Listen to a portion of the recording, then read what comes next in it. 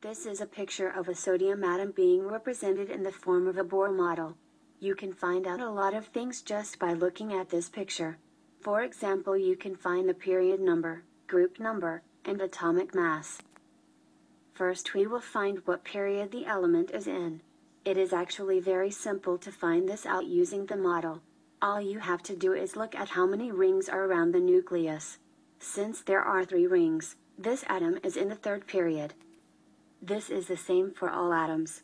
The amount of rings around the nucleus is equivalent to the period the atom or element is in. So if an atom were to have 2 rings, it would have to be in the 2nd period. You can also find out the group number by looking at this model.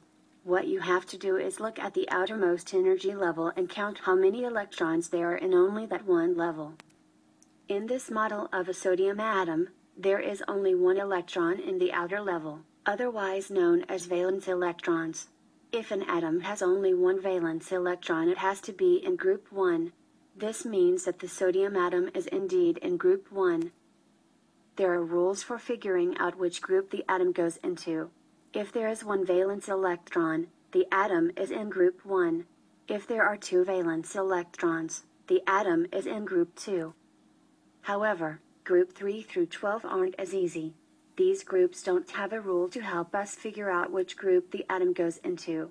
We do know that all of these atoms are very likely to have either 1 or 2 valence electrons, but we can't know for sure.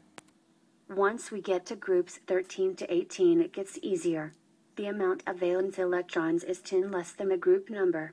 That means that if an element has 4 valence electrons, it is in group 14.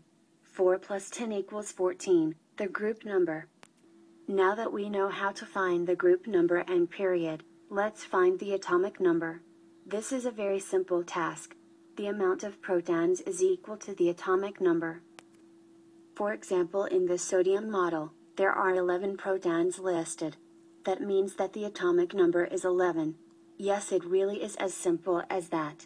No matter what the element is, the amount of protons is always equal to the atomic number. Now for a quick review.